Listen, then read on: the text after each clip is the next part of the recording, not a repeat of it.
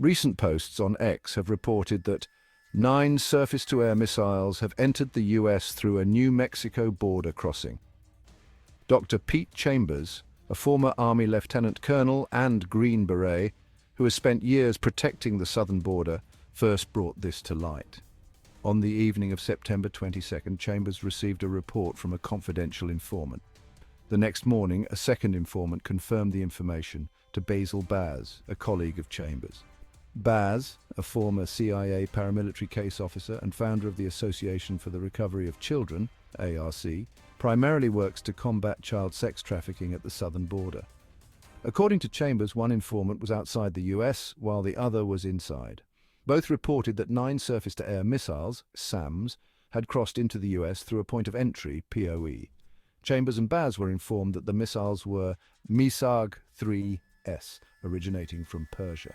However, Chambers emphasized that their origin does not necessarily implicate Iranian involvement unless further evidence confirms it.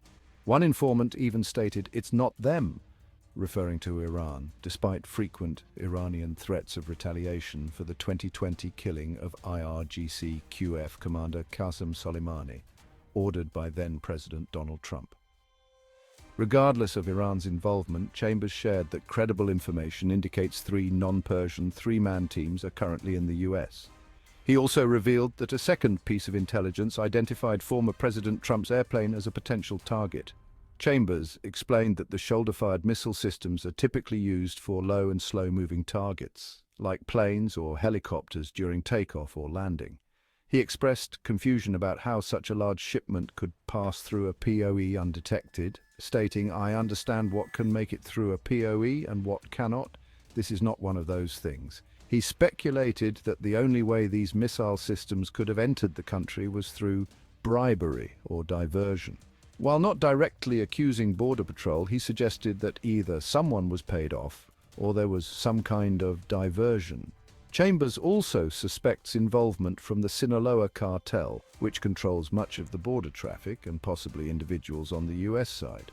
He noted that some legislators and members of the intelligence community were aware of the situation and that Trump had been thoroughly briefed on a potential Iranian threat. Chambers acknowledged that this may not be an Iranian plot and offered 2 possibilities. Trump is either being really smart, playing along to draw out the bad actors, or he is being misled. The information was promptly shared with the appropriate authorities. Chambers, an Army veteran, emphasized his desire to prevent war and ensure the safety of the former president and the country. He plans to remain in close contact with the Secret Service and other government entities to provide updates as new information emerges.